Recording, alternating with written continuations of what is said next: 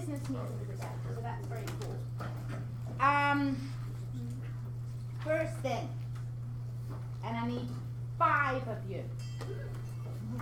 Tell me something good. This side. Go. Who has something good? You gotta have something good, Mr. Allen. I've got You. Good. 2 listings yesterday and 2 contracts out. Woo! And going to pick up a contract We're going for to pick one up. $850,000 on a commercial building. And how many days have you been with our market Just center? a few. A couple. But one of it was thanks to you on the advice and information. Well, that's good. That's nice. Very cool. I heard that. Next. Yes. Well, my son graduates high school tomorrow. Yes, and we're very happy, but then we're very scared for college. No, it's good, all good. And I'm capping on Friday too. Woo! That's good. 2 months after starting my anniversary. Very cool. Who else has another nice thing in the center section? One more. We have a new luxury logo that was revealed at the luxury retreat yesterday. Really? Last couple of days, yes. Really? Williams Luxury. Nice. So it'll be rolled out officially in January. January, but they told you about it yesterday? Okay, that's nice. Takes a long I time don't to know my print. phone if you want to see it. Okay, well, never mind.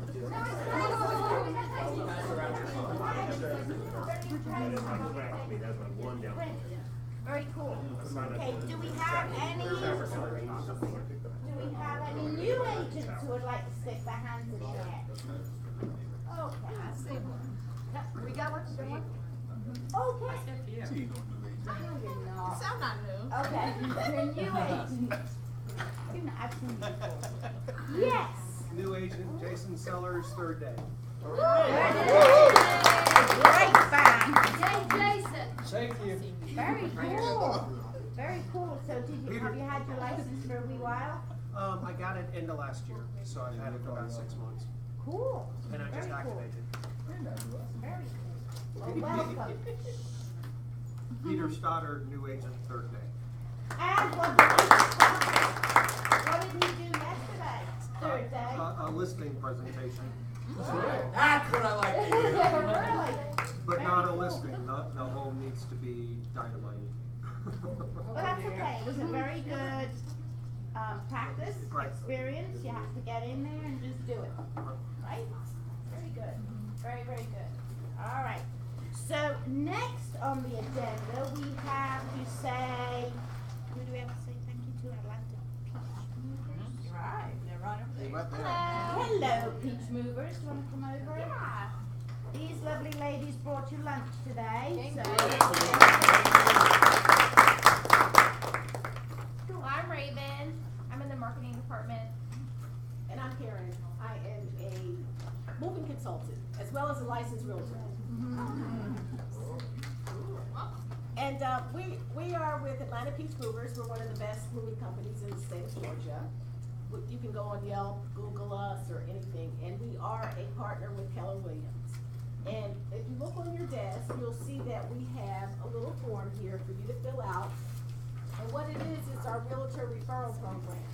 And you fill it out, we'll send you a debit card with our logo on it. And every time you refer a move to us, we will fill up your little debit card for you. So before you leave today, make sure you fill this out and give it to us. And we also left you some hand sanitizers and some car freshener. One thing about our company that sets us aside is that we send out the finest crew for your customers. They come into your house, they're gonna secure the floors, secure the railways, secure the doorways with, padding, so none of your belongings get ruined. We also come in and we pad wrap and bubble wrap each piece of furniture, and we do not unwrap it until it's in the new location. But since you're with Keller Williams, we will send all the VIP foods with your customers. So I left my card with you, so if you have anybody that you want to refer to us, be sure to give us a call. Thank you. Thank you. There's a question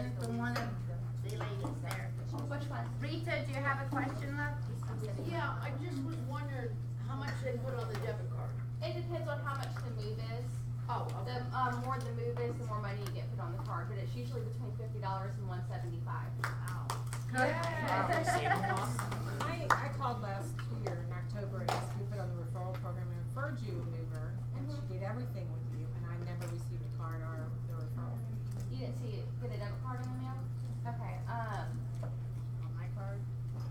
yeah, just do that, or you can fill this bottom part out and just give it to me, and then I'll put it in the system when we get back to the office. Because I did talk to somebody in the office, and I said she is a referral of mine, and I acknowledged everything, but I didn't know the process, so I didn't know what I was supposed to get. Well, I'll email you when I get back to the Well, office. thank you very much for bringing lunch, and thank you for being here. You're more welcome to stay and listen to me. All right, thank you.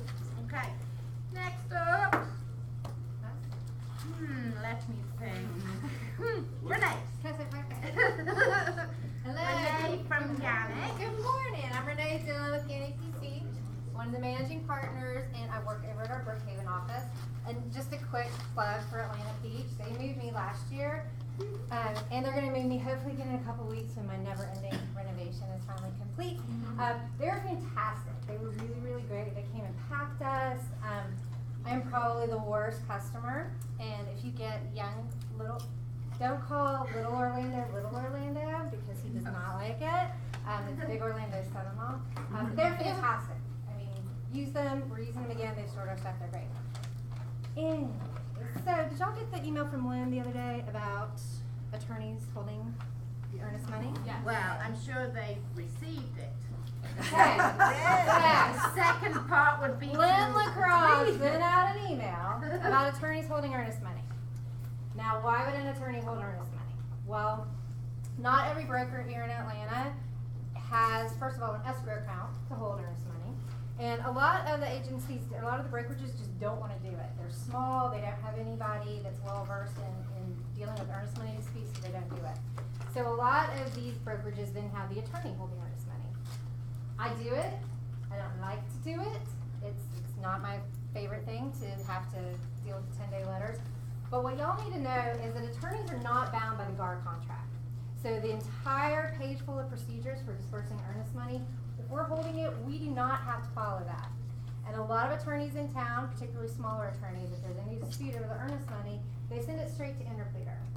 What does that mean? You guys have to spend money, or your clients have to spend money trying to get their earnest money back. So, the GAR Forms Committee fixed this year, or tried to fix it at least, and there's a brand new form, the F-84, and it's for attorneys holding earnest money. Attorneys have to sign it, acknowledge it, and then we agree to be bound by the terms in the contract for dispersing it. Most attorneys are doing this, most attorneys are signing it. We follow the procedures regardless, we always have when we have been holding earnest money, but a lot of them don't. So, what happens if you are in a transaction with somebody whose buyer wants to send the earnest money to an attorney's office that you don't know of or that you're not comfortable with? You should try to counter that Keller Williams First Atlanta is going to hold the earnest money. I've dealt with Lynn so many times on earnest money disputes. She does it all the time. She knows the procedures. She knows how to handle it. Your office here is also very on the ball with following all the procedures for depositing the earnest money and notifying people with a 3-day letter if it hasn't been received. You want someone who is used to doing this as a matter of their business to be holding your earnest money. It keeps your client's earnest money safer. It keeps the earnest money safe for the seller in case of a breach of contract by the buyer. So try to counter that in. If not, if an attorney's holding it, somebody asked me the other day, like, what if Wiseman's going to hold it? I think we've all heard of Wiseman. I think they're okay. They can probably do it. But there are a lot of attorneys in town that are very new at this, that are either one-person attorney firms. I would not recommend necessarily letting them hold the earnest money. Get it in the hands of somebody who's used to dealing with it on a regular basis. Any questions? All read Lynn's email. Lots of good information in there. All right, thank y'all so much. Have a great day. Thank you. I'm just kidding. Come on down. Mr. John Day. Hey, what's up, everybody? I'm JD with Starkey Mortgage. Hope you're doing well. I was sitting at a closing 2 Fridays ago. 9 o'clock closing. 9:20, I had a funding number. I'm sitting down with the listing agent and the buyer agent. We're just, eating a little candy for breakfast, having a great time. when my borrower says, "Oh, I don't work here anymore." And I'm like, what? So, yeah, he changed jobs like 2 days before, and now the cat was out of the bag. And we even did a verification of employment. They said he still worked there. And I go, "Hey man, are you sure? Because I got a piece of paper that says you still work there." And he goes, "No, I quit." So so I went from like, yay, 20-minute closing to, oh my God. So we ended up closing. We had to just redo a bunch of the documents, go back through underwriting. But what I found out is he was talking with this company, and this was all started like 3 weeks prior. So, which if he'd have told me 3 weeks prior, we could have dealt with it and have been fine. So this is the time of year where people are changing jobs, transferring jobs, moving jobs, teachers especially. If you have a client that's in process, let's just make sure they don't quit their job. Even though we tell them that like 100 times, don't quit your job, don't buy a car, all that. But just be mindful that if you hear something in the car with them or at the house, let the lender know. Usually you can take care of it if you have some advance notice. So June 20th, I want you to put this on your calendar. It's going to be a cool event. We are doing a CE class on reverse mortgages. Why? Baby boomers are retiring. You can actually do a reverse mortgage on a purchase. So I think this is a product that you're going to start seeing your clients use, your clients ask you about, especially if they're retiring. Here's the neat thing. We're doing it at SunTrust Park. Nice. So we will have a 3-hour CE class. After that CE class, we will go to the Braves game. Now, here's it depends on how you spend it, but it's $50 a person, all right? But you get a CE class, you get the Braves game, we have booked tickets at the terrace level, and that is going to be June 20th. So I'm going to create an Eventbrite with Bailey's help, and I will send that out. We have limited rooms, so we can have 30 people. And so the first 30 that sign up will do it. So it should be a really fun time. I'm looking forward to it. If you haven't been to the new park, it's awesome. And so if you need to see, which you probably do, and if you like baseball, even if you don't, it's cool. It's a cool place to be. So we'll get that sent out. What time is it? I think it's probably going to be around 4 o'clock when it starts, and then we'll be 3 hours and then go to the game. Is there like a conference room or something in the? Yeah. Okay. Yeah. You're gonna be on the field. We're going to be in the dugout. Yeah. We're in the dugout. We're getting some fun. You rumored that there was gonna be That would be fun. Buyer, first time buyer thing coming up. Yep. Y'all have been able to nail down a date on that? We're looking at mid-June. I'm going to get with CC on that. We had to bump it back a week because Zach and I couldn't get our act together. But we're going to do that, and our hope is that it'll be an ongoing, every month, kind of like career night, that we will have a first-time home buyer night or home buyer class night. So if you have buyers that are that you're working with that you want to send them to, we're going to go over the process, the different products and things that are out there. So we will have it in June, and we'll send that out as well. I'll be around this weekend. If you need buyers approved over Memorial Day, let me know. Be glad to help. All right. Now we're going to be talking about some events for Miss Beverly. Yeah. It was fine, I can stand right here. Okay. So just a reminder, career night is this Thursday from 6:30 to 8 o'clock in the main training room. If you need the flyer, let me know and I'll send it out this week. But invite anyone who's interested. Get with Celia if you have any questions too. Then next week we have 2 masterminds, our monthly masterminds. The first one, launch. This is for 0 to 16 transactions. Eric Baker is going to be teaching this. The topic is there's an app for that. And we'll get some more information from him, but this is from 11:30 to 12:30. So mark your calendars in this room. And one thing to note, even if you're over 16 transactions a year, you are more than welcome to come to this. I mean, everybody wants to hear there's an app for that, right? Right. So come listen And to he's Mr. very Eric. entertaining. Yes, he is indeed. Thank you, Celia. And then following that, we have the Rainmaker Mastermind, and this is going to be taught by Helen Archer. It's the Hispanic Mastermind, and talking about time management. And this is from 1 to 2 o'clock. So can I comment on that? Yes, please, Mark. Go right So ahead. this is huge for anybody who is working your networks of Spanish-speaking real estate professionals. This is gonna be a great mastermind event.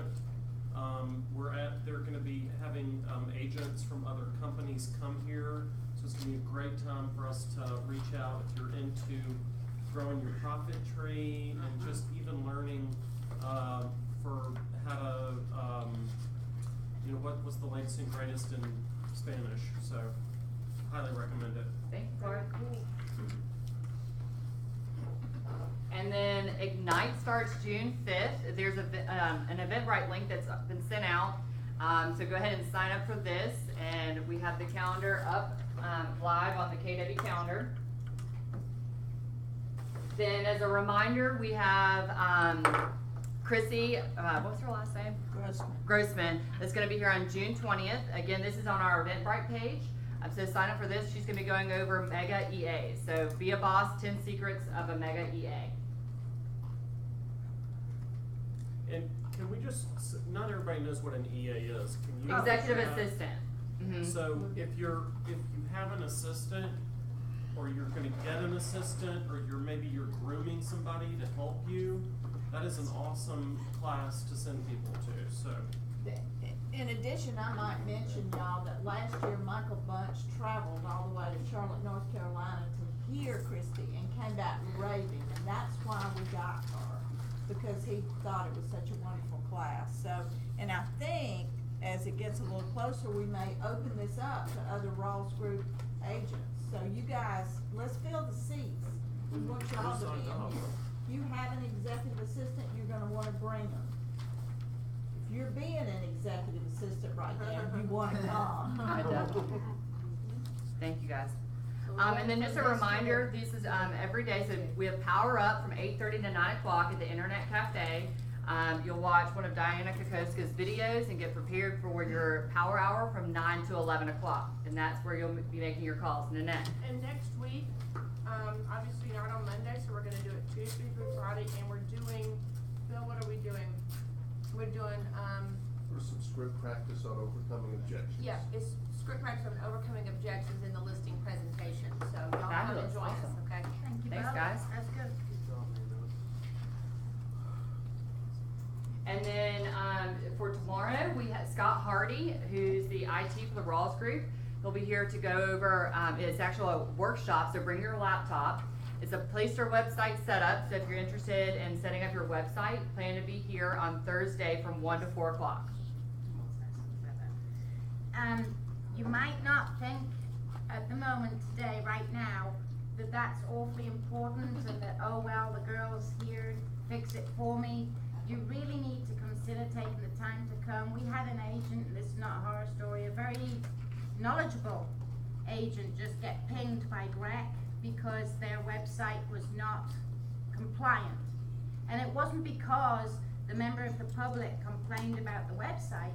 A member of the public and him had got into a battle about something completely different, and then I don't know if you know, but Greg then dig and go through all your stuff. So I would strongly encourage you to come. I mean, Scott has the patience of Job. So he will stand up here and he will go through it with you.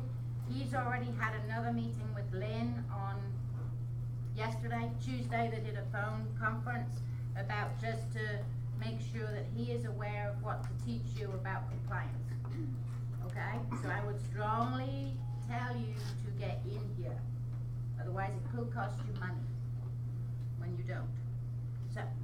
Thank you, Deanna. And then again, Monty Hogan, she's teaching her Freaky Friday on, obviously this Friday, from 10 to 10:30 in the Internet Cafe.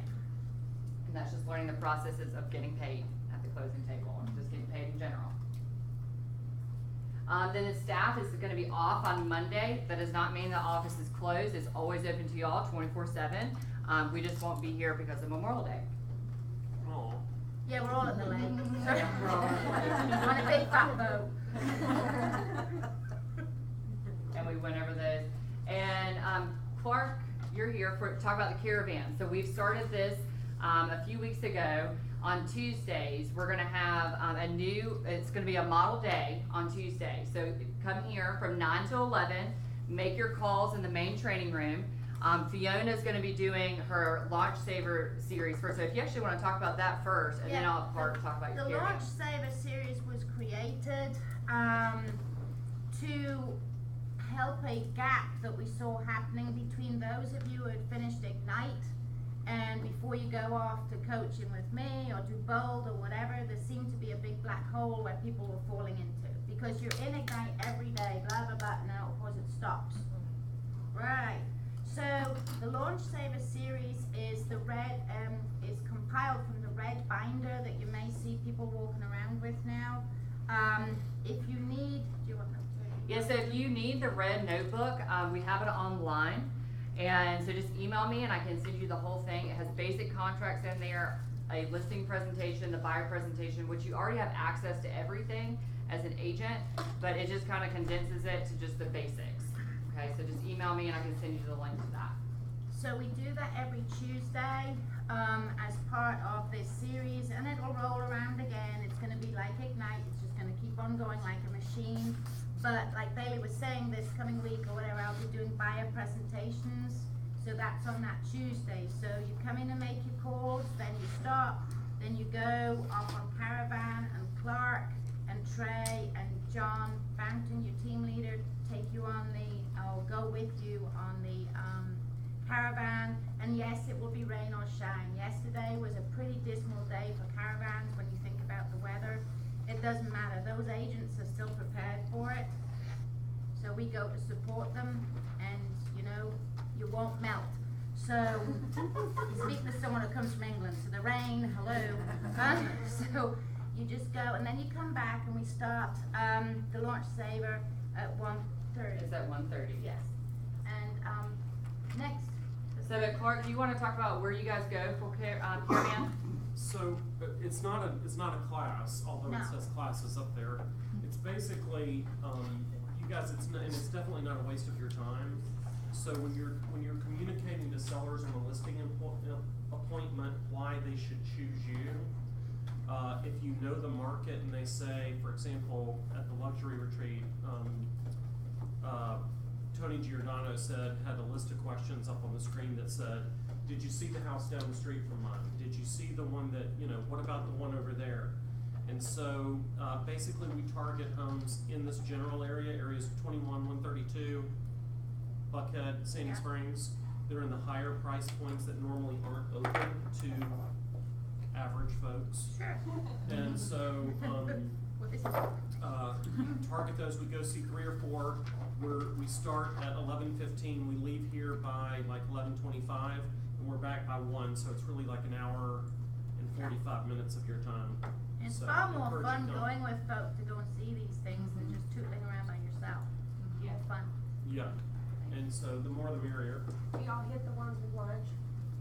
Lunch isn't Well, the Nanette. primary reason, but it's definitely the secondary reason. Okay, and then we've talked about the one on Tuesday. And that's it for events. All right. So then, are you doing anything with that or? I don't. Okay, so we'll just move on. So, I think we're done with all of that. Now we just do. Yeah. All righty. So, is there anything else before we invite Chad up here to teach you for the rest of talk to you for the rest of the month? Is there anything anyone wants to share about their listings or a buying need? Listings, any new listings that are coming up? What's the deal on coming soon?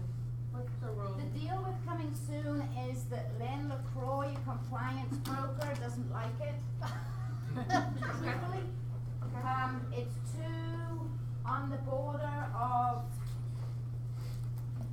advertising grayness. So why go down that road is what she says. Of course, you're all independent contractors, but unfortunately it's her license on the line. So, who hasn't signed this? So she kind of says, please don't do it. That's the coming soon thing. She doesn't work for Coldwell Banker anymore. She doesn't work for Remax anymore. If you see that, okay, good, great.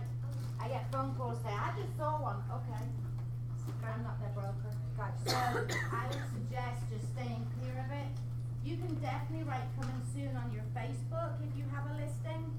So, you know, coming next week, coming soon, if you want to go On and the see road it. group, we can do that? Yes. Okay, just You know, not. on your, right, but just don't put the sign in the front garden that says coming soon. Okay. English doesn't like it. Yeah, and I got flagged, I did that on FMLS, and they flagged me to See? remove it. Yeah, Right, thank you.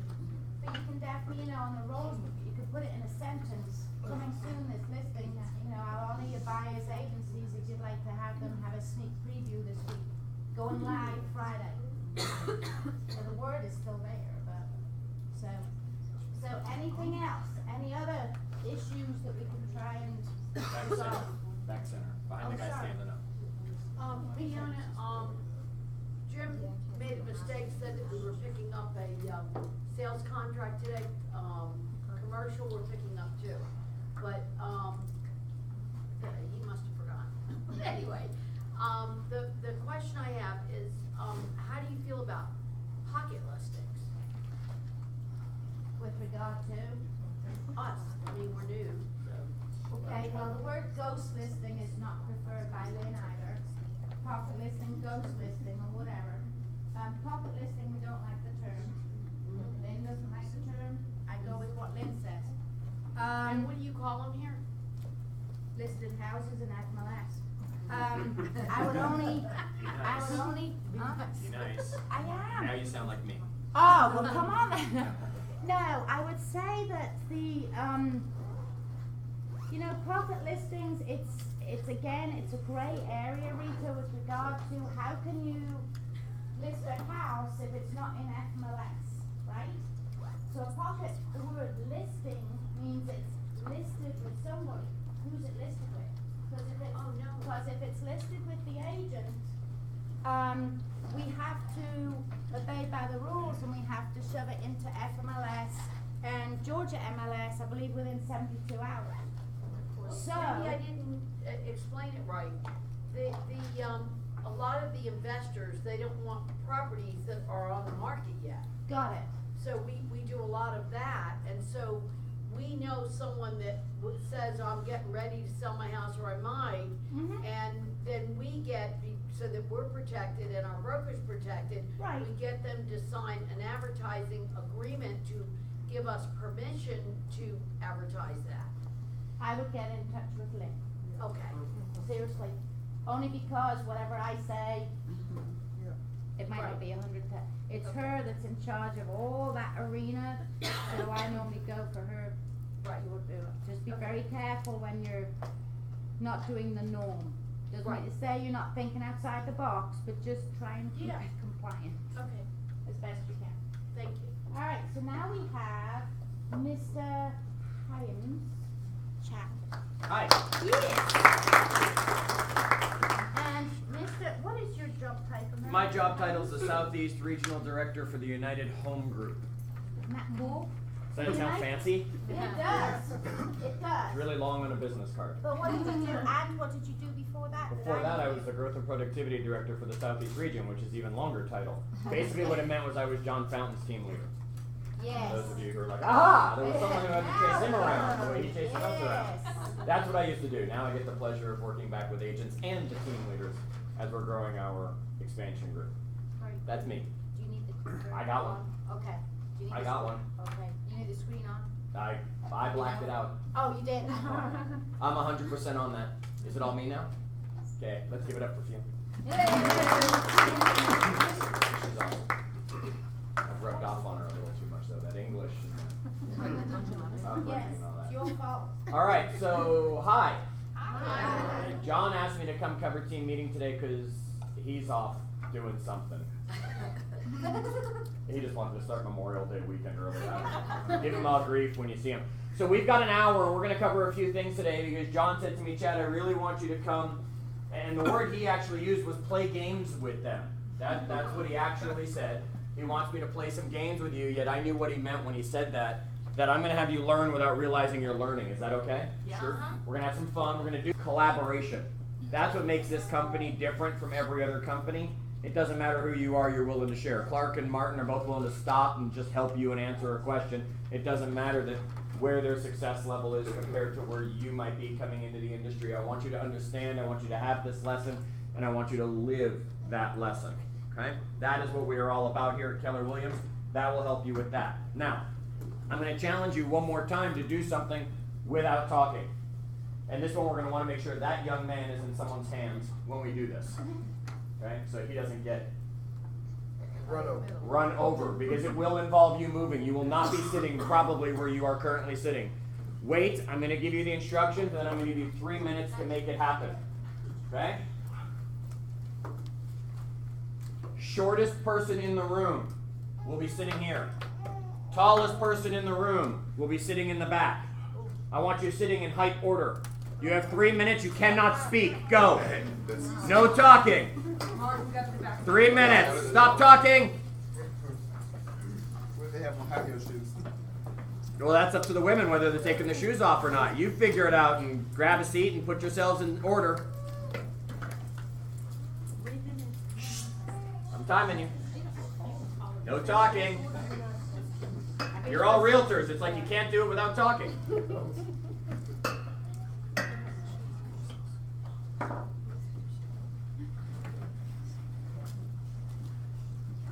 If you think you're in the right seat, grab it. Some of you are having a complex issue right now. No, I think Some of you- she's short.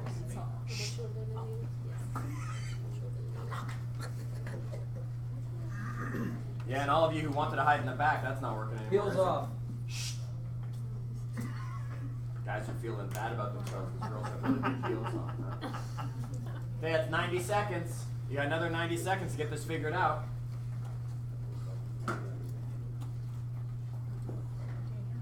Well, that's not a seat. That's an aisle. I'm gonna expect you all sitting before you tell me that you're done. Get out of here. Quiet down back there. There's a reason for silence. You got 1 minute. See if we can do it. 1 minute.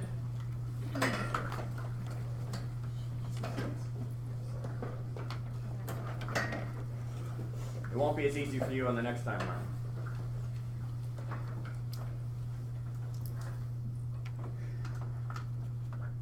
Okay. Pretty close. And even came in 30 seconds under. What was the purpose of that?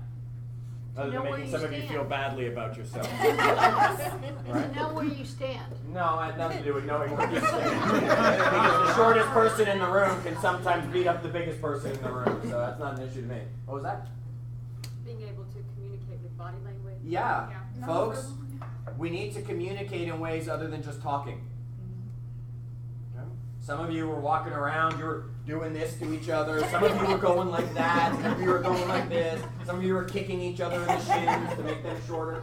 Whatever it was, I want you to understand that. Yes? I came here right away without even looking at anyone Of course in the you room. did. Because I usually am the shortest person in the room. Good. Except for a child or a midget. Sure. And so, yeah. No, really, or a dwarf. Okay, and Martin, No, it's where did true. you go as soon as we started? Okay. Martin went to the back because Martin, what did you probably know? I'm the tallest. That he was probably the tallest guy in the room. So the And same I like thing, the tallest one. right? Went for the bookend. Sometimes we know exactly where we need to be. Sometimes we have no idea where we need to be. Yet sometimes we need to communicate that and figure that out without talking. We need to learn different forms of communication. If I wanted to communicate with you in your preferred form of communication, think right now what your preferred form of communication is. Show of hands, how many of you is that a phone call you want me to call you and talk to you? Okay? How many of you want me to email you? Okay? How many of you want me to text you? How many of you want me to Facebook you? How many of you had a way that I didn't even mention yet? Me, What? face to face. Face to face. Face to face. Was that going to be yours as well? Face to face. Okay? Folks, you've got to stop communicating with your clients the way you want to be communicated with. And that's what you're doing too often. My texters, you want to text your clients, and you can be sure half of them don't like text. My emailers, you want to email everybody. And you say too much sometimes in the email. And there's no emotion in email. Have you ever found yourself in that position? Yes. Okay, I'll share that one with you in a second. Telephone people, you want to talk to everybody on the phone. I don't want to talk to you. Right? I get voicemail all the time, and they get like 3 seconds for me to decide if it's. And I don't even listen to it. I then text them and say, what? Did you get my message? No. That's what, right? I'll be like, no, can't listen right now. What? I'm in a meeting. Right? So I know it's you who calls though.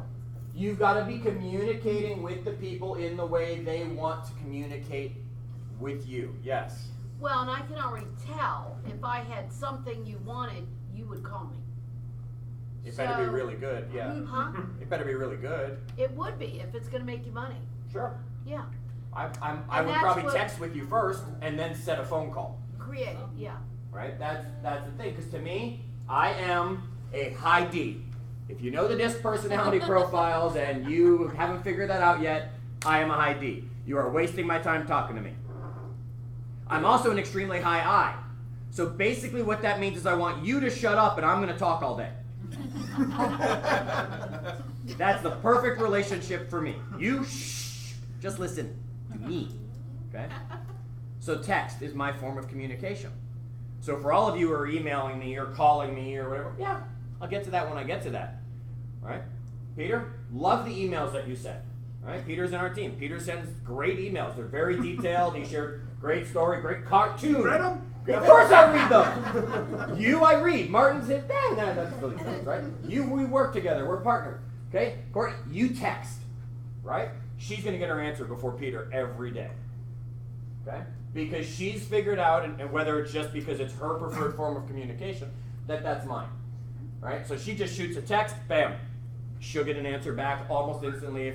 Right now, no, my phone's over there. But you can be sure the text will get answered before the emails when I'm done this meeting. Does that make sense? Yeah. And too many of you communicate with your clients the way you want to be communicated with, and we have to remember we need to work in their world. Right. Okay? We need to work in their world.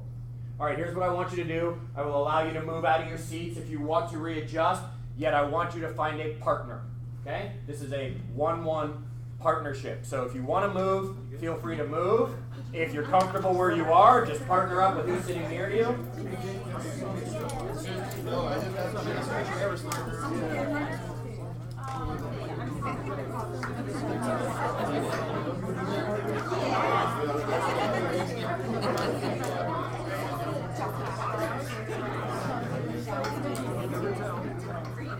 Partnering should be easy. 3, 2, 1. Okay, first thing I want you to determine right now with your partner, who is A, who is B. You've got 5 seconds, figure it out. 4, 3, 2, 1. B's, raise your hand. See, I just threw you off, didn't I? Because you were like, oh, I'm going to be the A, so I go first. Okay, B's, raise your hand. Okay, every group, does one of you have your hand up, or have you not figured it out yet? Okay, good. Here's what we're going to do. In B's, you're going to go first. A's, you're going to follow. Believe me, you'll be like doing it all together in seconds. You won't realize it. Okay? I'm going to give you a topic, and the topic is the weather. Okay? What I want is person B to say something to person A, conversational. Right? Don't have to be difficult. Conversational about the weather. Then, person A, what you are going to have to do is continue the conversation, yet the first letter of the first word you use must be the last letter of the last word they use.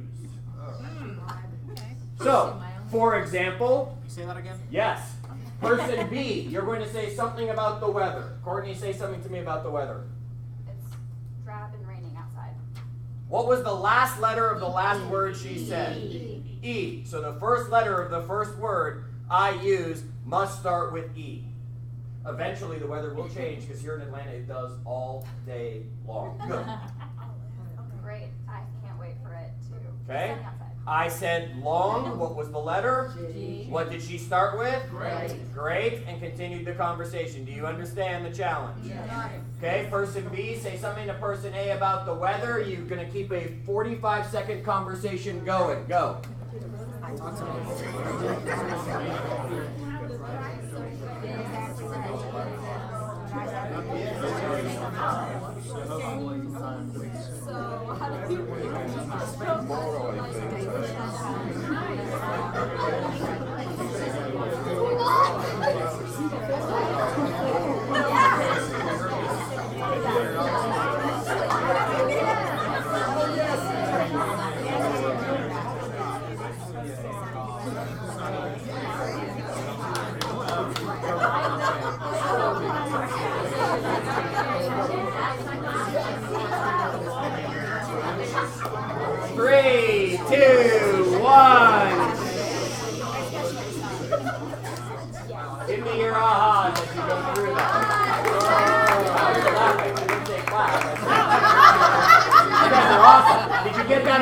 go. They're clapping randomly. Give me your aha doing that exercise. Yes, Peter, what'd you get? I worked hard to come up with something that ends in X. Okay, so you were that guy. Got it. Yes. Yeah. We got to already listen to the person that's what to do. You do, right? Okay. Well, it's gotta be relevant too. Yes. So you want them to feel that you're just tagging with them. Okay.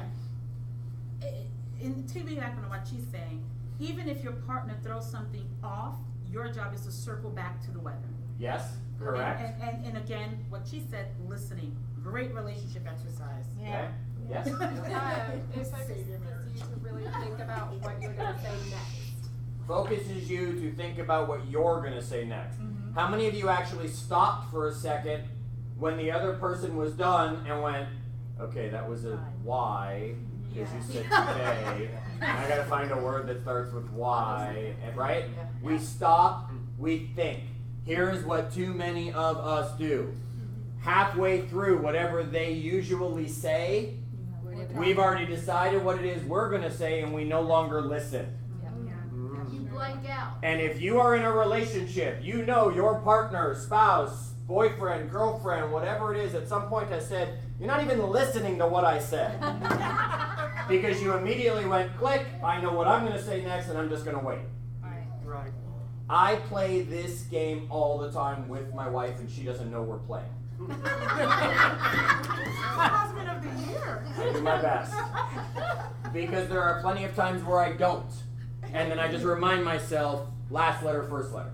Yes. Well, when you said game, and You it's thought we kinda were gonna like get out I bingo love cards? to play anyway, because I'm just a playgirl. Okay. So when Jim was doing that, I was like wanting to play the game with him. Sure. So I wanted to flow, and I wanted him to like it. Yep.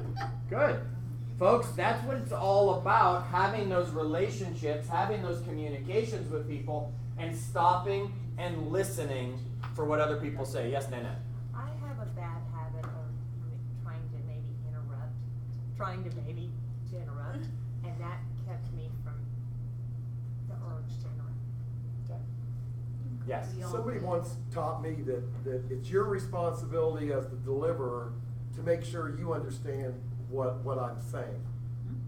And I worked with a guy and he drove you nuts, but after everything he said, you know what I mean? You know what I mean? Did you understand me? Okay, he's confirming it, yes. A comment that I wanted to make on that is that communication, a lot of people think communication is just speaking. Yes. But communication is end-to-end connection on understanding. Yes. Communication is body language. Yeah. Right? Communication is, this is a completely different communication than this when we're talking. Leaning like this is completely different than me leaning like this. Okay, leaning like that, what's that? Me, I'm not as attached. This becomes much more intimate. Right? Much more intimate. We're like a little too close. Right? Now, what is that saying? In certain situations, you should be in that. When you're writing an offer with a buyer, should you be on opposite sides of a table? No. No, you need to be there, leaning in. This is an intimate moment for them. They are about to purchase a $400,000 first-time home they've ever bought. You need to be intimately connected. We're doing this together, right? Where'd my hand just go?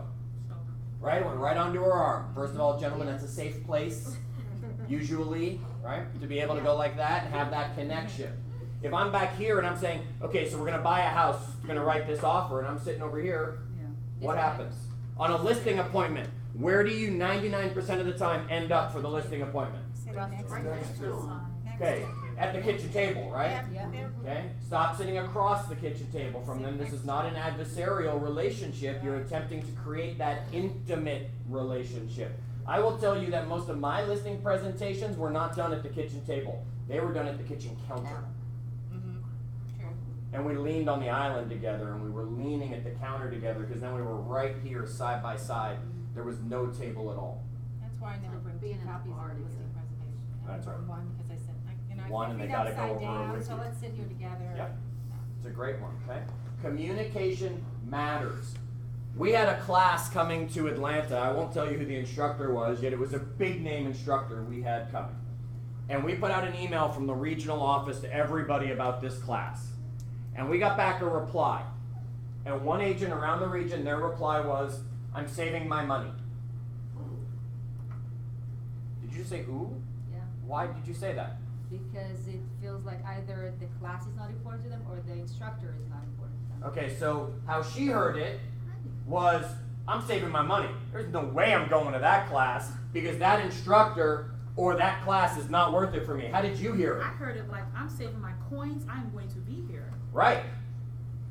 Could the exact same sentence across email have come across with, I'm scrounging in my sofa right now and I've given up Starbucks for the next 3 weeks because I'm saving my money, I can't wait. Yeah. Okay? That was the debate around the office. One person in our office read the email, and because of her mindset, she said, oh, they're not coming. There's no way they're coming. And the other person in our office, because of their mindset, said, oh, no, they'll definitely be there. They're saving their money. Okay. They didn't show up. So now we know which way they meant it. Yet imagine. Car broke down. Yeah, exactly. Imagine what's happening when you're sending emails and texts. Oh, yeah. And emoticons are stupid, yet does an emoticon completely change the mood of a text message? Yes. Can you put the stupid smiley face at the end of emoticon and they understand that was meant positively? Yes. Right? You can put the sticking your tongue out face and that was meant sarcastically. You can put the sad face or the angry face and say, yes, I truly am pissed at you, mad face. Right? Whatever it is, I want you to understand that it's all about communication. Okay? I'm going to make you move your seats one more time. Listen, because once I say go, what are you not going to be able to do? And this one's going to be harder than just how tall you are. Okay? You're going to have to figure this out, and I'm going to then out loud make you prove it to me and see how we did. I want the person whose birthday is January 1st or closest to it here, and I want December 31st in the back corner of the room. I want you sitting in order of birth date. Without Go. talking? No talking. You have 3 minutes.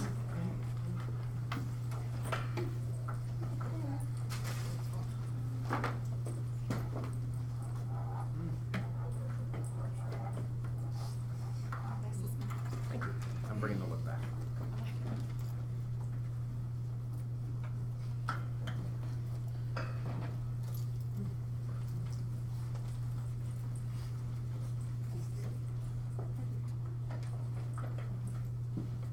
No talking.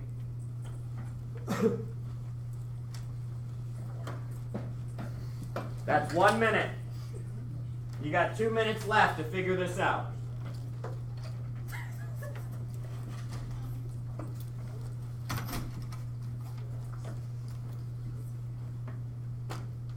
Always counts on you, Mark.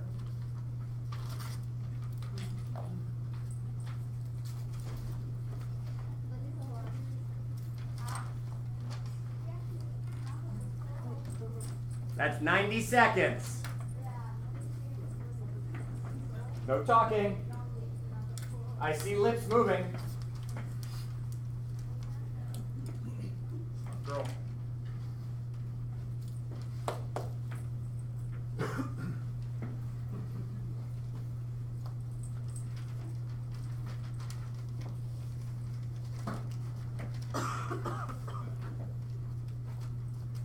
One minute left. If you think you're in the right place, start sitting down. If you're not sure, keep moving. No talking. 45 seconds.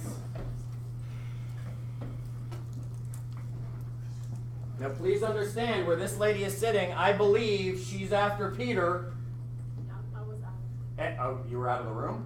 Well, you better keep your mouth shut and figure out where you belong. You got 30 seconds. When's your birthday? Figure out where you belong. Don't tell them. They're helping you. No talking. You got 20 seconds.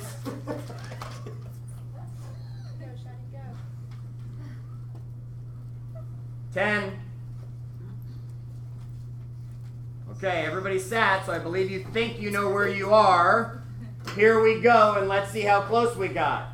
11, January 11. January 11. You don't have to tell me the month until you're the first person of that month, okay? And let's see. Once we get it wrong, I want to find out. 25. 25. February 6th. Okay, Feb 6. The 18th. 18. April. Okay, we just jumped to April. Nobody in the room born in March. April what? 15. 15. Okay, now. Yeah. Oh, well, I would be going this way. If you're all pointing at me, go that way. So, okay, we'll see how you came back. So you're telling me you serpented back. All right, so I'm coming off April 15th. May 22nd. May 18th. Okay, so he thought we were going the same way I was going. 15th. Okay, they thought the same thing. June. Okay, now we're into June. June what? 28th. 28th. June 29th. June 29th. Where am I supposed to go next? July. July what? 8th. 4th. 5th. 3rd. 5th. They're not sitting together, right? June. Okay, now I'm back to June again somehow. Are you getting it? Yeah. Okay, would we normally have just gone in lines? Maybe we serpented, yet did we all serpent? No, because clearly they sat in order going this way. These guys kind of just jumbled. Okay, so where were we? June 20. June 6th. 6. I'm July 11th. Not even close. Okay, Scott, what are you? September 5th. Okay, it's okay. I wasn't going to make you move. What were August you? 20. August 20. 20, September 5th. September 12th. September 16th. September 22nd. November 15th. Oh. I think this would be much more fun than drinking. Well, then let's drink. October 25th. Okay. October 20th. October 28th. November 13th. November 13th. 17th. 28th. December 4th. Okay. So, here's what happened. We got it in small chunks, didn't we? Like those four were all sat together just correctly, yet maybe we kind of came, right? Now, I saw a lot of you doing this. Right? You were just flashing numbers at people, and I'm guessing you were saying I'm this month, and then you were figuring out I'm this day. I don't know. Okay? Martin, what did you end up doing? I wrote it down. Martin wrote it on a piece of paper.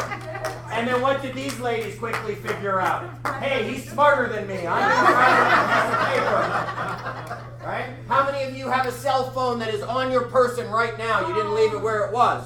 What is on your cell phone? Calendar. A calendar. Could you not have opened your cell phone to your birthday? Yeah.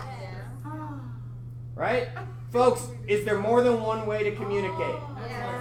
Should we have been able to figure this out? Yes. We should have been able to figure this out. Normally what I would do now to test you is I would make you do it by age, yet I don't want to embarrass anybody. No, I'll win. There's no win, there's no lose. I want you to understand it's all about communication. Now at Keller Williams, we have a way to help you communicate better. What is it? Yes. What is it? No. Meetings. It is learning your scripts.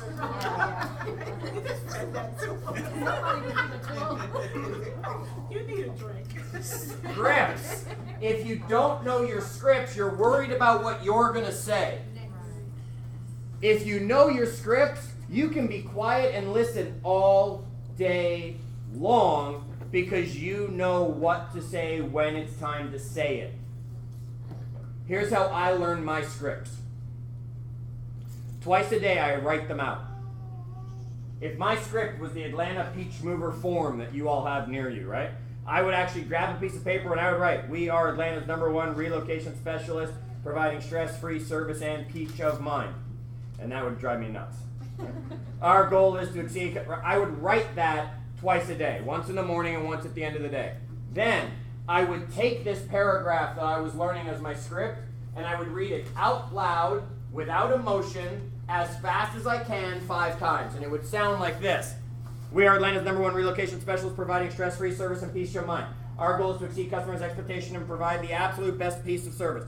We are certain that our clients choose you for the same reasons. You referred clients will receive exceptional service unmatched by any other moving company. Do it again. We are Atlanta's #1 5 times.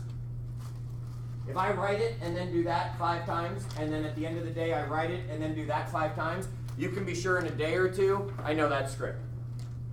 Stop memorizing scripts. Do the people on the other end of the phone or the appointment have a copy of it? No. They don't know the script. And they will never follow their lines. So if you're worried about memorizing it, you can be sure they're not going to say what they're supposed to. Now, how many of you can tell me the line from the movie Jaws?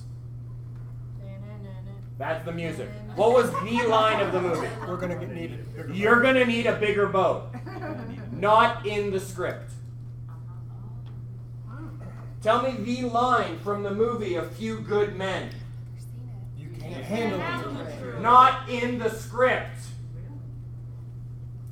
These are all lines that were ad-libbed because no one else had the other copy, and Nicholson thought that made sense to say that right there. That's not what was written.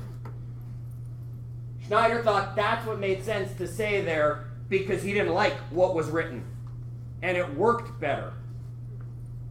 Some of the most famous lines in movies were not written because people internalized the script, became the character, and then said what they knew the character would say. Stop memorizing scripts. You are not me. Did I give you a whole bunch of scripts already today? Yeah, absolutely. Don't say them the exact same way because you're not me. You are not Diana Kokoska. You are not John Fountain. Heck, none of you are Martin. He's probably got great scripts. Yet you don't have his cool accent. I know. So it's not going to sound the same, right? When he says it, he scares me, I sign. When you say what he said, I laugh at you. I'm like, you're so cute, right? Internalize the script and then customize it to become you. Stop memorizing scripts. So I want to teach you one right now that I believe, I'm going to give you 2 scripts right now that I believe are powerful scripts to have. One is the when you don't know the answer script. So if you want to move back to your stuff because you want to write this down, you didn't bring it with you, that's okay. I'll give you a few seconds to move. When you don't know Or your you stuff knew what you're script? gonna say first. Say again? When you don't know your stuff script? No, when you don't know the answer script.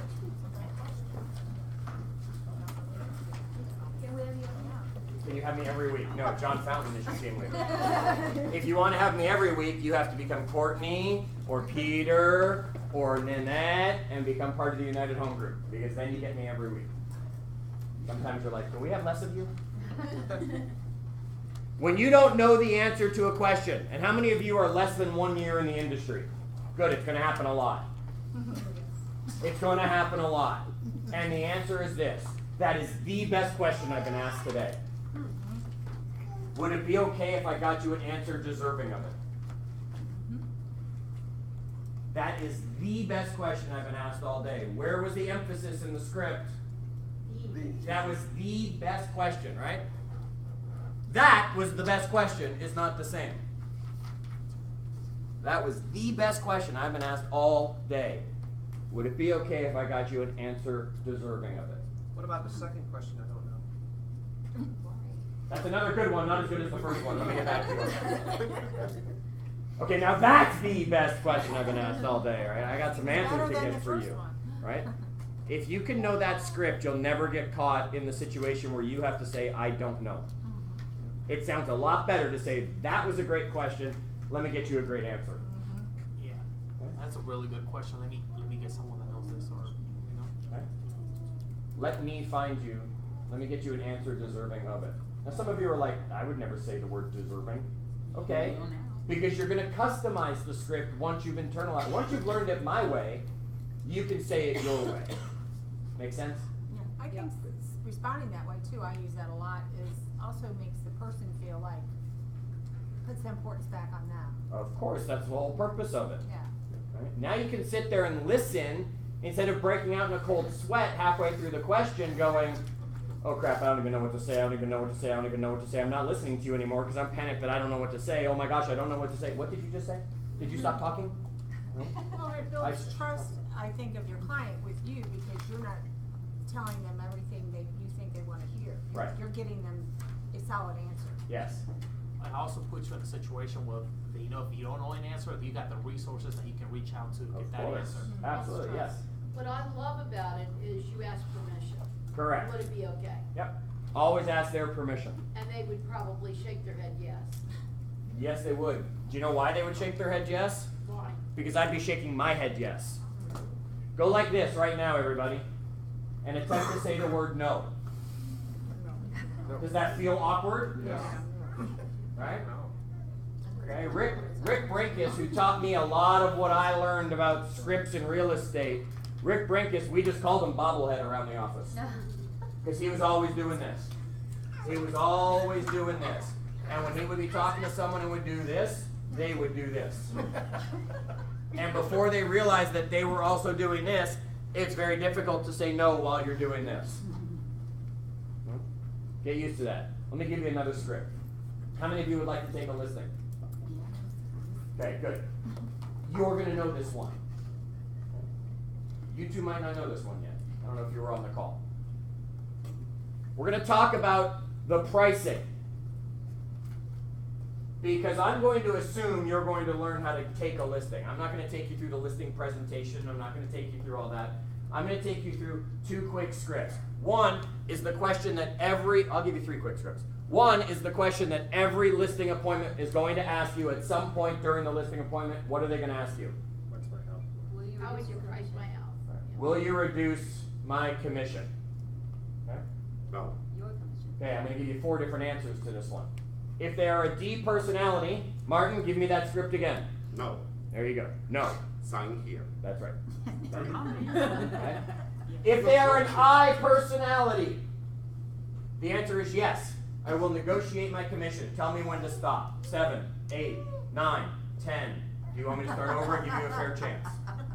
7, 8, 9, 10. What did all the I people in the room actually do when I started saying it? They laughed. That's what I's want to do. D's want to get to the point. They have to ask. S personalities. Scare them. S personalities are very systematic. They like the rules. They like that stuff. They want to follow checklists. They want that stuff. Scare an S and say, did someone else tell you they would do it for less? Are you telling me you out negotiated the person that's going to represent you in negotiations? How does that make you feel?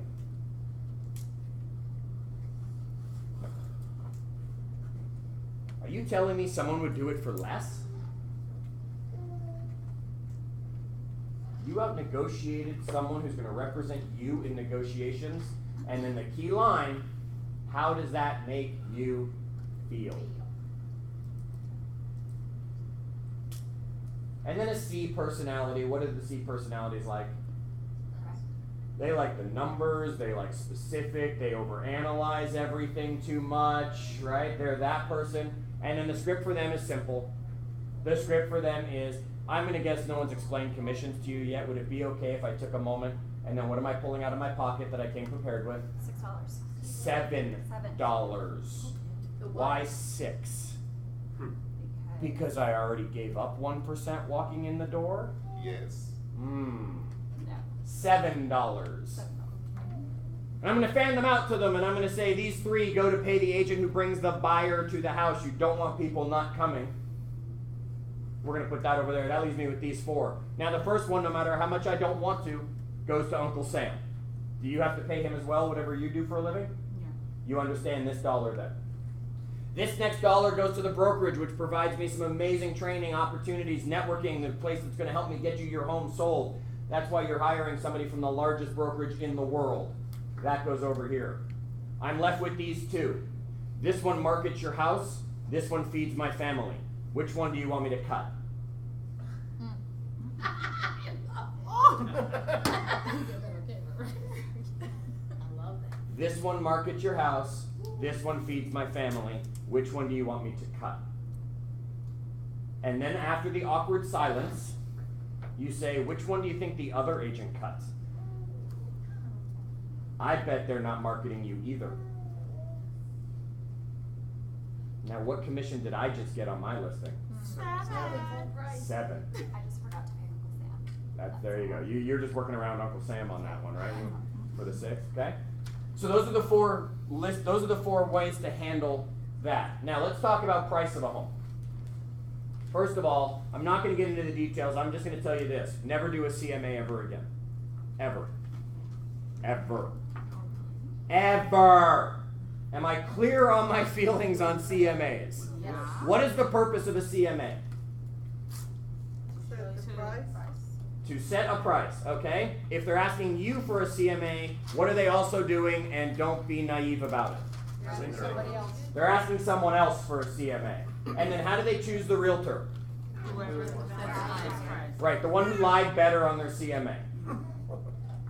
It's true. Don't do CMAs. The answer is always, I need to come see your house. I need to talk about why you want to sell. Because that makes a difference in what your home is worth today. Show up, bring 3 pieces of paper. Listing agreement? No, other than the listing agreement, of course. And I will tell you, probably about 75% of my listings signed before we even put a price in it.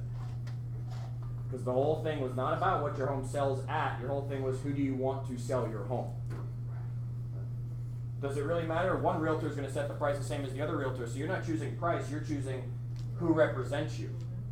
Let's focus on that. You know I'm the right person. Good. Sign here. We'll fill in the price. Okay. I gave 3 pieces of paper then I pulled out. The first piece of paper. We'll put that one over there. The first piece of paper, printed on the back of it, because it's got stuff on the other side, had 5 to 10 homes that are currently on the market comparable to theirs. What's another word for these? Competition. Competition. They don't understand your terms, folks. Stop using realtor verbiage. That's communication. Right? I would put this in front of them and I'd say, here are 5 to 10 homes that are your competition currently on the market. Next piece of paper. And you would just write out the addresses? I would just print what you probably call something like your short view on MLS. Okay. Bedrooms, bathrooms, square footage, price, and address. Right. Right? Is that right? We call that the short form on ours. Okay. Okay. Second page. Had 5 to 10 properties, if I could find them, that were comparable homes that were currently pending. These are homes that beat you to a contract. And the last piece of paper had what? Sold. 5 to 10 homes that were comparable to theirs that had already closed. These are the ones an appraiser is going to use to value your property. So, how did I describe them? The first one was competition. The second one was Beat you to a contract. beat you to a contract. And the third one was What what the appraiser will use to find your value. Okay? Now that you see these, what would you pay for your home?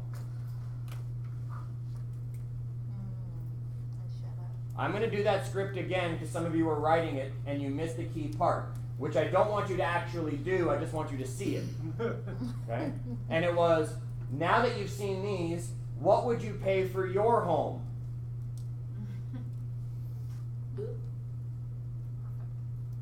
Because you talk too much.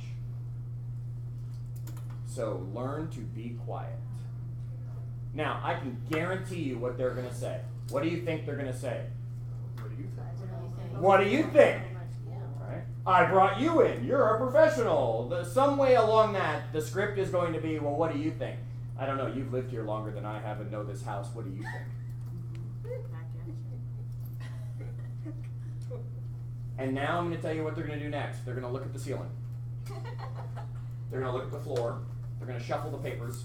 And then they're going to look back at you and they're going to say, I don't know, what do you think? And I'm going to look right back at them and I'm going to say, I don't really know yet because you're in this neighborhood every day. What would you pay for your house today? And they're going to give you one of 3 answers. One is going to be too low for what you know the house should go for. Because did you already determine what the house should go for based on those papers? Yeah, did this take you like 2 minutes instead of like the 20 to do a CMA? Yeah. Yeah, good, right, okay. And now even if you left this behind, are you leaving behind something they're handing to the next realtor? No. Okay. So, and I never left it behind, unless they signed. They're either gonna give you an answer that's too low. If it's too low, what's my answer going to be? I think I can get you more. I think I can get you more, would you give me a chance? If they say an answer that's just right, what are you gonna say? Martin, what are we gonna say? Sign here. Right. Close, people. Okay? And if they give you an answer that's too high, what do you say? Still price correction.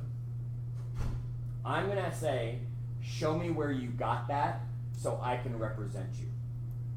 Okay. And when they give me a number that's $50,000 too much, and they can't show it to me, I'm gonna then say, well, what would you pay? Well, Chad, it looks like $300,000, except we want $350,000. And folks, you can be sure I'm taking that listing at $350,000. And I am having them sign a price correction while I'm sitting at the table. If we don't have it shown and under contract in 2 weeks, we need to lower your price.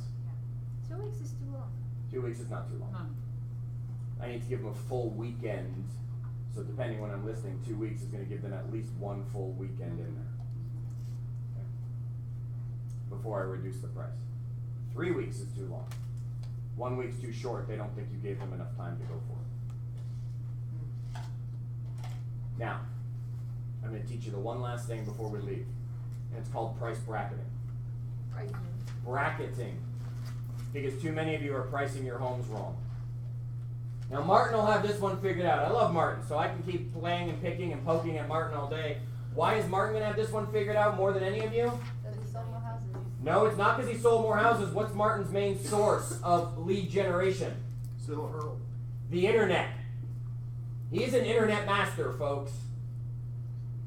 Okay? I used to teach internet lead generation, and Martin's someone I would ask questions to.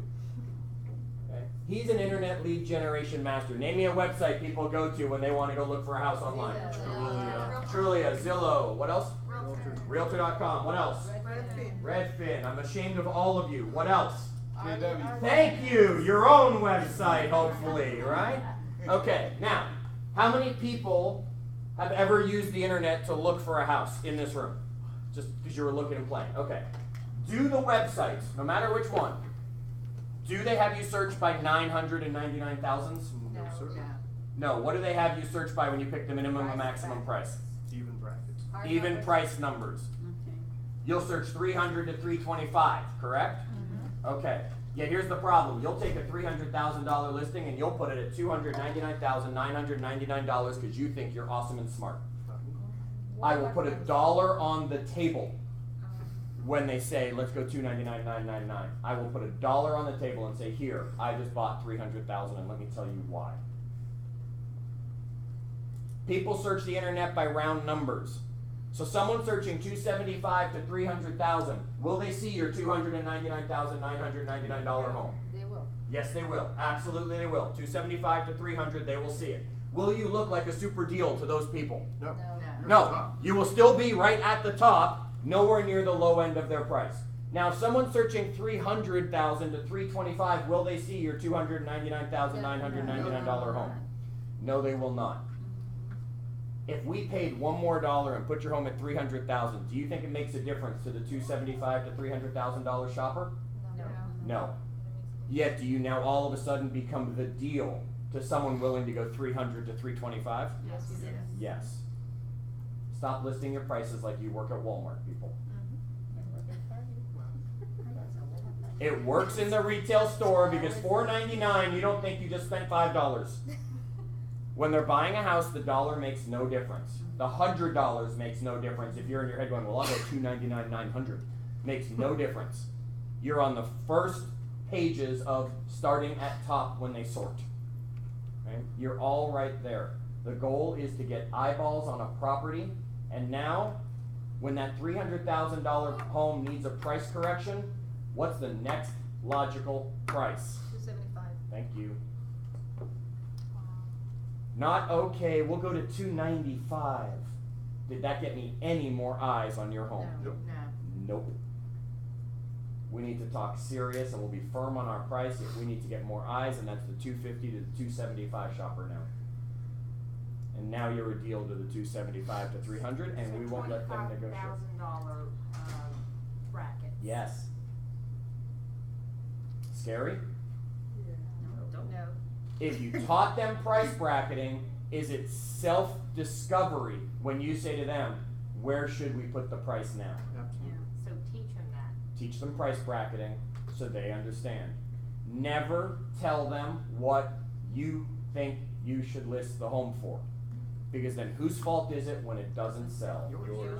Yours. Let them tell you what they think the home should list for, and then have them self-discover why they're either absolutely right or absolutely wrong, although you'll give it a shot.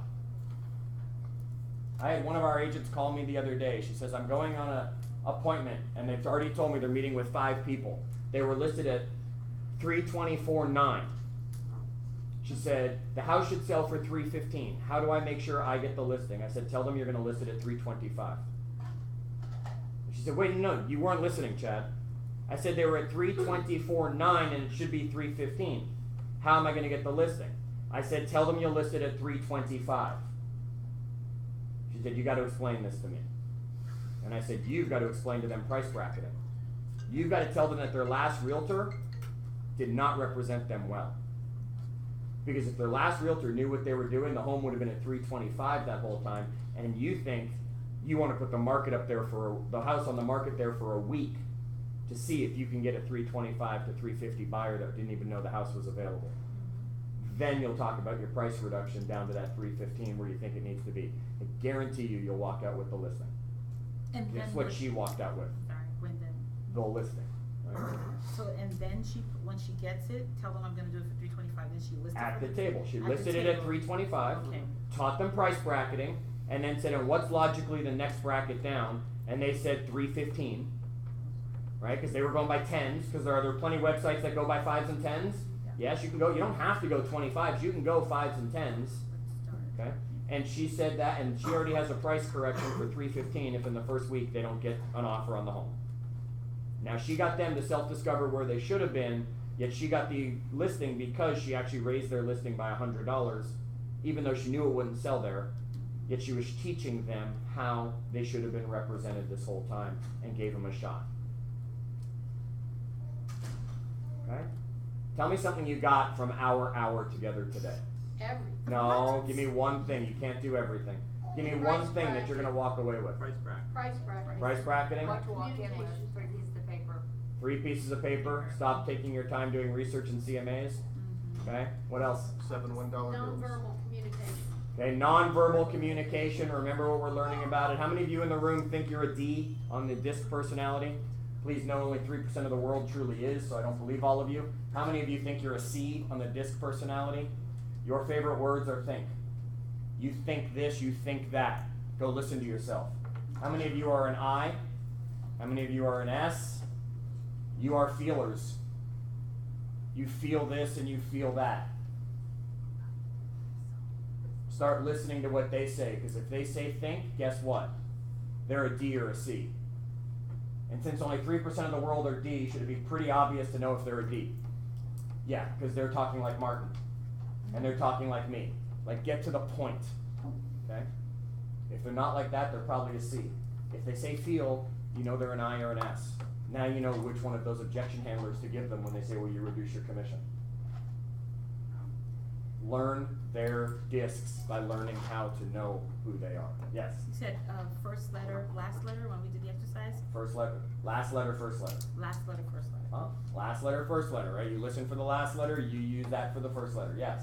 I like the fact that you said internalize the scripts but say it as you say it, because a lot of the instructors say just memorize it verbatim, don't even change it, and it doesn't feel the true way that it needs to go. So thank you. Hey, video camera, did you hear that? I said internalize, not memorize. You can yell at me for it later. You know, this is something interesting. My husband is a trained interrogator. It's not easy for me to live with him because I can't get away with anything. But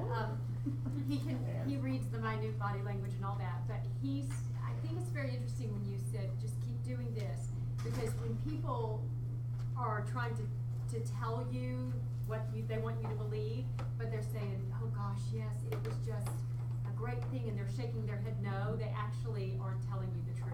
Correct. So that's really good. Just keep them buying into you. Watch movies. You'll start to watch love scenes in movies where the actor or the actress is saying to the other ones, I love you. Yeah, but Right? And you're like, no, you don't.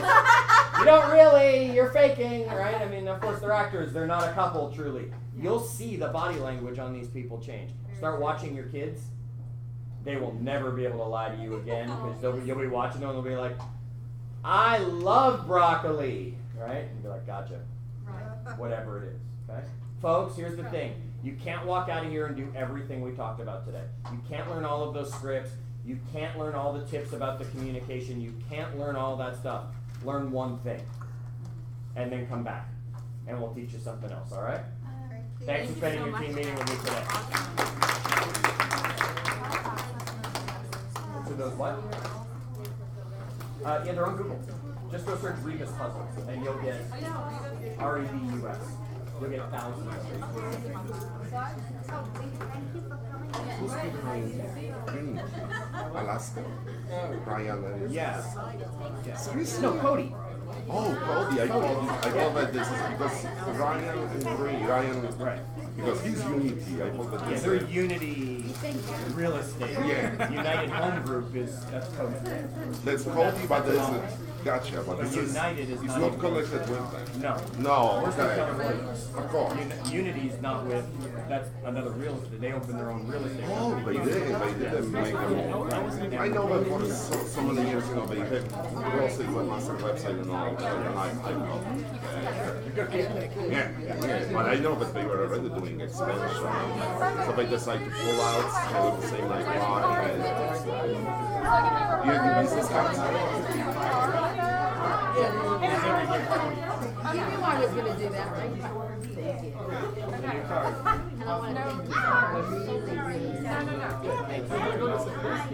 And I want to thank you for really, Yeah. Oh, of course. I just wanted to even see the business card.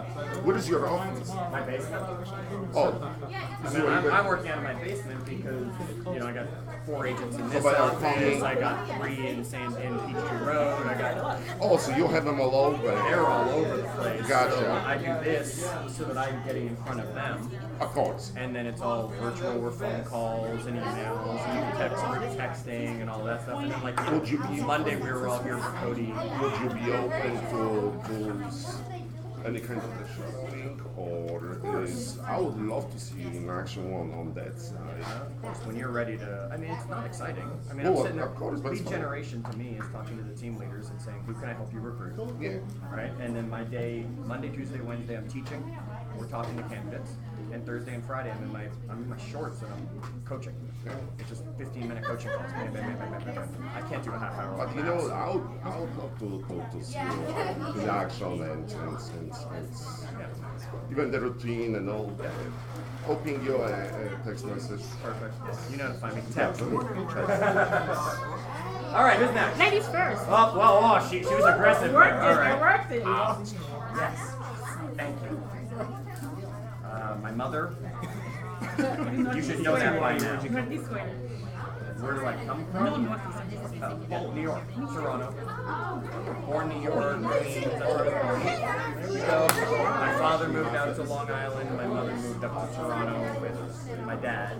So I did the back. So do you do trainings on a regular basis? Yes. Oh yeah. I do classes all the time. I was just. You're here. Yeah. So I'm bouncing around market center to market center. I don't really have a calendar in my life. Yeah, Bailey would be a good one because she usually can find out where I am or knows how to find some of the classes I have. The one thing workshop or the big one that I teach. My next one is Augusta. Hey, that's a nice drive. Right? Yeah. Sometime next month. Is it one thing? Oh, okay, so I'll get Bailey on that. Get Bailey and I can get her the information. It's actually one thing Augusta.eventbrite.com. See you there. Thank you. Yes. All right. Question. Good mention. You mentioned about when you come to your house, and you mentioned something about the valuation. Say that again. You mentioned something for so many. Yeah, so it says, I need to come to your house today. You mean when I'm talking to my clients while I was receiving, I need to know, I need to see your home, and I need to know your motivation. That will impact the value. Right? I gotta move because mom is definitely ill and I gotta get to Florida. That changes what's home or whatever it is. Well, we're thinking in 6 years we might want to retire to somewhere. So, that could I do it? Yet I need to see the house and talk with you about your true motivation. Because sometimes they won't do that over the phone. Or when I can do this, she'll tell me when I can find out whatever I can create that It makes sense. I just want to make sure I can help you. I did. I don't anymore. I did. We had a long, somewhat pages. It was way too long. Yet I knew it was a flip chart person. So I knew how I could flip all like PGMT like that. I had tabs where I needed them, so I could skip it. So you're right. If you had to join now, I would always just go conversation. I would turn my listing presentation into a one-page thing that I could get. I'd take my listing presentation and I would figure out how I could draw my listing presentation while I'm talking. And I would turn it into a one-page listing presentation. I wouldn't bring the whole thing. I wouldn't bring this booklet. You know, the C personality, the S personality. You don't go to do every page and you think you're cheating on something, and the D personality looks at the booklet and goes, oh crap. Right. So to me, I would figure out my listing presentation. It would be conversational with some statistics I always like to write down. Right. Like if it's a listing presentation, I'm going to go on. I'm going to know that 83% of all for sale by owners end up listing with a realtor. Right. And of the other 17% that are dating, 9% of that never actually sell the home. So my question is, hopefully you are one of the very, very few 8% that falls in there. Are you ready to take a chance to be 8%, or do you want a chance to be 82%? And that I'm gonna be scribbling those numbers, okay, have that kind of stuff. Notice that my percentage is not 80 or 85. See it in your line, it's 80 or 85. And I'm scribbling and I'm drawing, and I might have a pie chart that I draw or something that I say, you know, look, here's what happens when the home goes on the market, and the first week, you know, it's going to go on Zillow, it's going to go on Realtor.com, and then this half of the pie chart is me, and here's all the things I do. So every realtor does this half, here's what you do. Right? However, whatever my expertise is, like what makes you different from him, what makes you different from him, what makes you different from me, that if we all went on a listing appointment, you think we could get. Right? It can't be that you're Keller Williams, Martin's Keller Williams, I'm Keller Williams, my team's Keller Williams, right? So it can't be, oh, I'm with Keller Williams. So it's got to be what sets you apart from everybody else, and then that's what you work into your listing presentation. Martin probably does. Is your listing presentation digital? Do you do like it on an iPad? Yeah, we send a copy, and honestly we don't even go through it. Like, we send us a PDF. We have it with us, but we send it as in an email as a PDF, saying, hey, please make sure to review it. So if you have any questions, I can answer them. So if you want a listing presentation, you can always send it in advance, and then you walk in and you say, hey, do you have any questions? Now I'll tell you, Bruce Hardy was the master of this. He's one of my favorite trainers. Yeah. On page 3 of his, he had typos on purpose. Right? On page 8 of his, he had this and stuff, and now he would know if they read the whole thing, because he could ask them something, because on the last page it said something like, hey, say this to me, on the second last page, say this to me when I first walk in, and there's a $20 gift card, something like that. And if they corrected him on the typos, he knew they were a C. If they said this, he knew they were an S, because they read the whole thing. If they were a D, and he said, did you get my email? And they were like, no, what email? Okay, you didn't even look, right? He could tell their personality like that based on how they responded to his pre-listing stuff that he sent to them. Okay, so learn what you, and use that, and I would make my listing presentation anything more than one page that didn't even make sense to someone without me there. Just like my classes, when I make a PowerPoint, I make my PowerPoint as confusing as possible for anybody else. So if someone sat here like they were, and they were taking pictures of every slide or every video, I still couldn't teach my class. You need chat. Right? It's like, yes, there's a picture of a tree. Awesome! But I can explain what the tree means. You would have no idea what the tree means again, right? So do the same thing on your listing presentation, so when Martin comes in next, they can't say, well, this is what he just gave us. Because Martin will be like, that's a dot drawing, right? I don't even know what that is. Yeah, Oh no, like, I will, oh yeah, it was perfect. Victoria will take your presentation, take all the business cards, and she's doing this all the time. She'll swipe all the presentations, business cards, and then call you and say, hey, you didn't get the listing. That was our favorite call to make. The, Oh hey, when are my you bringing a gosh! buyer? And then you get this crazy laugh from the agent, and they usually hang up on you. And then you call them again, and you say, "Hey, I think that we lost connection, and I just wanted to make sure that you know that I just got hired. It's my client." Yeah. We used to tell them that we used to call them and say we want to, because often the seller will say to you, "Oh, they're like, look, we'll call them, don't worry." Yeah. Right, and we would call and say, "Martin, I just want to let you know, 123 Main Street just going on the market. So that buyer that you said you had." Oh yeah, you are saying, I love that That one. buyer that you told them you had, feel free to bring it. Bring it, we'll have an open house. You can actually send them. We'll show it. Yeah. Know your scripts. Know your scripts. Yes, sir. Okay. All right. There you go. Phenomenal. Yes, sir. It's fun when you do it and it actually works.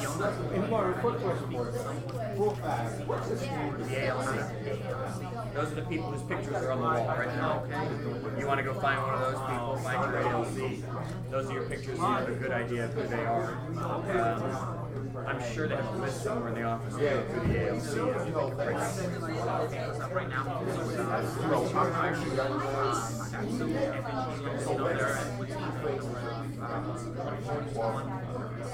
Great. every day there's little pictures of listening how do I, you gotta take this, $7, take everything into consideration, so you get submitted. They can go to the lender and have the lender help. They have already gone for their pre-approval. If they haven't, you better get them to someone, because you might find out they can't go buy a house and you're wasting your time. So step one is always get them to a lender. And then if you're working with a good lender, the lender should be able to help them discover, hey, you're going to need this much and this much and this much, so now we've got to put together a strong offer. Your realtor will help you, but understand you need to come up with this much money. Blah, blah, blah, so they have a good idea. If they already got We call the lender up and say, I'm working with Mr. and Mrs. Smith. Just wanted to talk to you about this pre-approval, and I'm attempting to make them an offer. I'd love for you to go over all the costs with them and make sure they're 100% comfortable. Can we bring them by your office, or can you meet them here? Right. Create a relationship with the lenders that they're working with already, so they know who you are. So if something goes wrong, you're not just a voice on the other end. Okay. All right. Perfect. Good. And those people's pictures are who you're looking for. Okay. Thank you.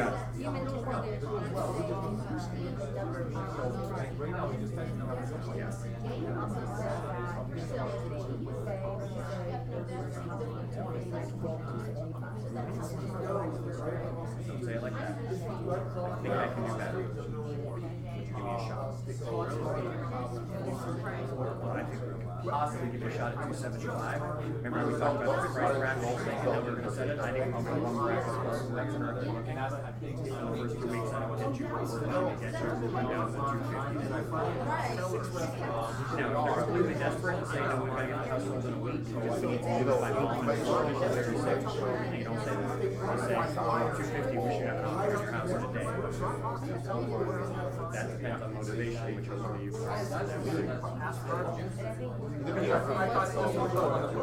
But I would say the average is like we have people. My listing presentation is not, my old listing presentation was a big flip chart. So long time ago, it was very pretty, had lots of pictures. That's something why we're doing it today. We're active in the field. I would do a one-page listing presentation that I But now, depending on the I pull out a conversation, piece of paper or whatever my things were, I draw the house, and then I would teach them something about, well, we do this, and then we do that, and then here's the smoke about the chimney house that's 70 years. And now they've got this little picture of a house that they love and they remember me buying. Yet when another realtor comes in after, he said, I don't understand what that is. It's not besides Sales calling script, new, that's but whatever it's gonna be also that makes you different. building up the It's too big, it's like My daughter lives there. I tend not to go too often. And frankly, Scarlett, I don't give a damn. That's true. That is another one that's on the list. So I was like, month into it or whatever, like I did the safety thing and all that kind of stuff. I wasn't there for years.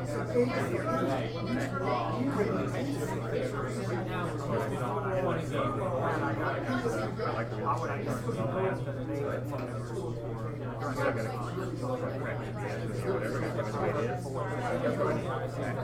want to work, I want to make money. Well, you know, with I've got to do it like when they're ready to rock and roll right now. Right. You don't need Ignite to be ready. Yeah, I mean, I'm computer literate. That's the thought. What about that? So I'm helpful. 45. So I'm 472. And it's what is your preferred, That's what I want to do. Like John, I mentioned 2 years ago, I came, I did my thing, I got called up, here I am. Step one is talk to John. Tell John I want to talk to Chad seriously about joining his team. I talked to Stacey, she's training coaches, and this and that, and you did her hour, 2 hour class, and she goes, obviously, and you got this, she gets, and that's what people tell me for, so that's not the overdue, so I can do that. I mean, and she laughed, so it's fine, and so, but I've been doing all stuff, I've done all the continuing education classes, but just fine. I can talk to them, I can so We have the scripts for you. I'll but just learn that. So that gotta do this, and this. Pretty much our growth is rolling in, money comes in. Always an ISA measure something. Figure it out, all stuff. But the only people that I'm working with currently are, of course, on our team. Okay, so it means taking a look at joining the team, what that would look like, and then you and I would set up an appointment. Step one is John Fountain saying. But you're also in the umbrella. Yeah, we're Keller Williams. We're a team at Keller Williams. We just happen to be in this market center, that market center, that market center, instead of Martin's team, which are all here. Right, so we're just all over the place here. I've got my pod, I've got Peter, I got Courtney, I got Danielle, I got Beth, who couldn't make it today. So they're all. But you're set up to do the year thing or whatever. I mean, Stacey, No, she's not a team, she's a coach. Okay. Right, we're a team. Okay. So to us, if you're joining the team, it's a 50-50 commission split. Okay. For everything that happens, you join the team, and then all that comes through. We don't really only want a year commitment. We're asking people to give us a commitment. Right. If there's no contract that says it's a year. So I mean, if 6 months in, you all of a sudden all the terms of learning or whatever.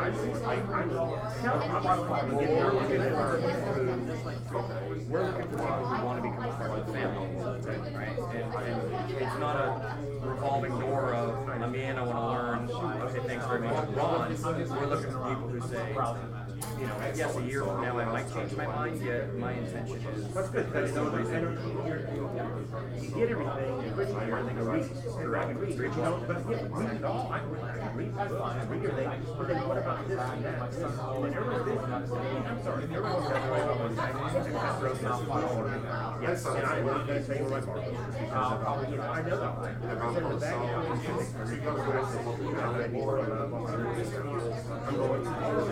everyone's I know what the work is. I can do that. Friday, Saturday night. I just busy. But I did that when I was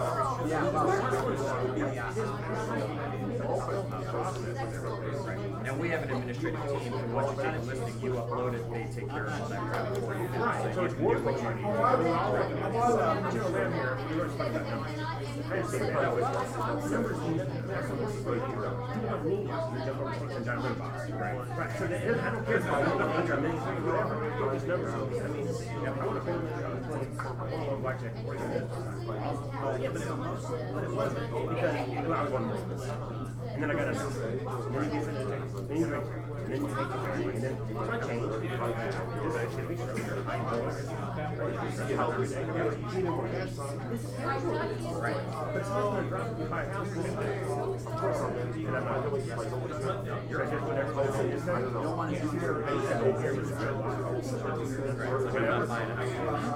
We're drinking at the bar. And then $100,000.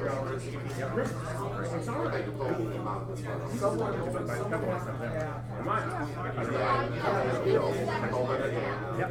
Okay, my card. Last week, each father text me once you talk to John and say, John. And I think going through my people are going through it, they don't get to wait till it's done. My people are required to attend tonight. Yet at the same time, you're also busy. At the same time, we're also getting more work in the system. Okay, and then suppose that's the night. I know you saw it. Yep. Wednesday, Wednesday, Friday, have all the time. Yes. Call and It says like other missions and stuff. You get missions. So I don't, it's not come into class. You don't have to for that. Okay, because they all four kids take it all back. They're very sporadic around here, and they call some of those Tuesdays and Thursdays. So I'm trying to knock out all of that stuff. Missions will be like, go talk to 10 people, go look at the houses, go write 10 notes. You can do that from yours. Okay. I'm just asking, and then could we need to start new year? You know, to me, everybody on our team needs to be in the office 3 days a week to do lead generation. I don't care whether it's Monday, Tuesday, Wednesday, Tuesday, Thursday, Friday. I don't care what you do. We want you in the office 3 days a week. Why? Because I want you surrounded by other people that are saying the right things and doing the right things just so it's good for you. So that's what we're looking for. Yeah, you don't have to.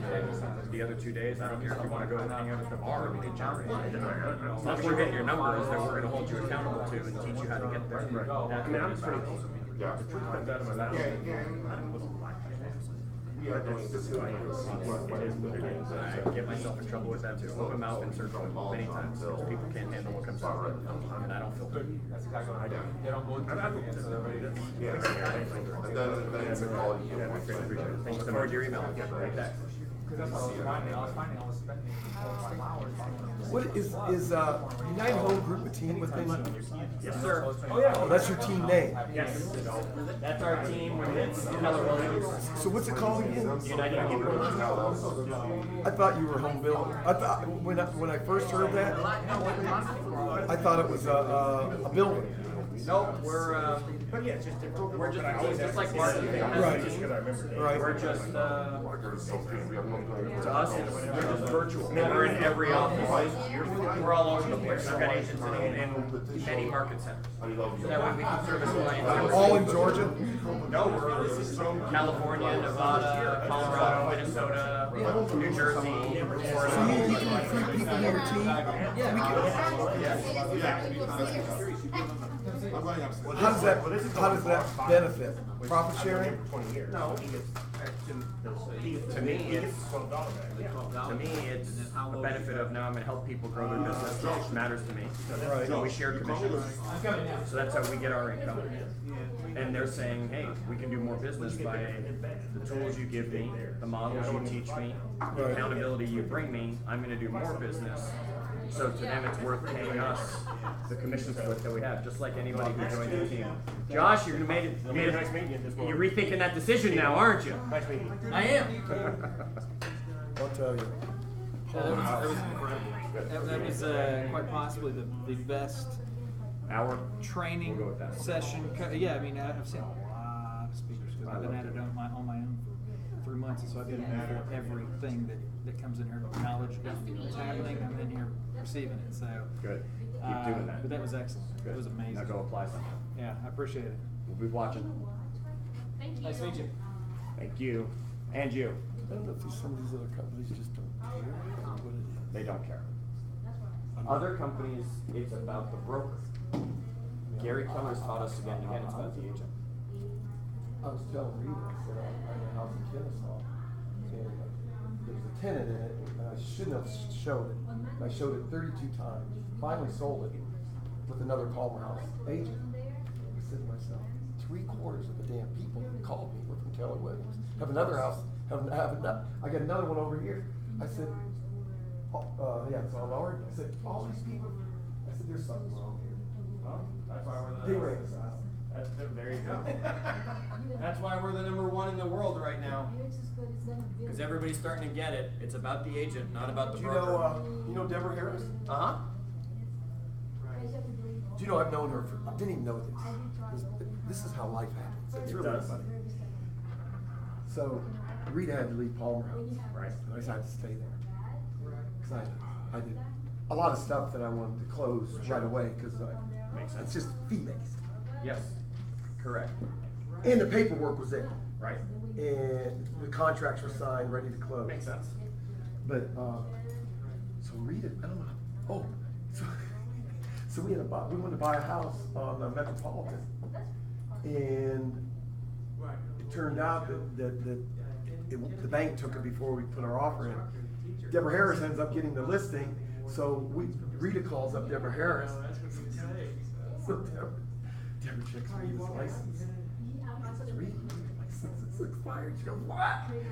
She goes, why don't you just sign up with me? Well, she had come here 2 years ago and met G. Rolls. Yep. And turns out Deborah Harris, her best friend is my wife's best friend, and we've known each other. I was in my 20s going to parties with her. There you go. Stories that you shouldn't tell, right? But it's, I mean, It's a big circle. big circle. This industry is.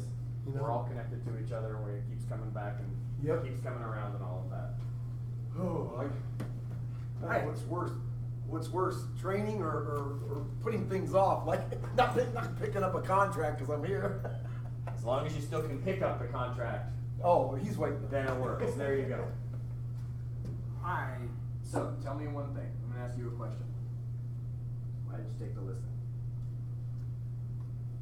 I tried to damn get it and Okay. say, let's get a Holloway company to come clean this place up. Right. He doesn't have the funds to do that. Okay. So why does he even want to sell?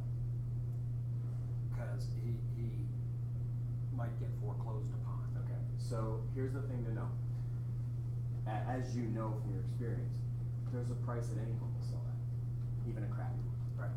Because someone else will say, okay, I'll pay $5,000 less, and it'll cost me $5,000 to have a junk removal company come in because you're telling me that stuff's not going to be cleaned out. Right? So figure out is it better to be foreclosed on, or is it better to sell it for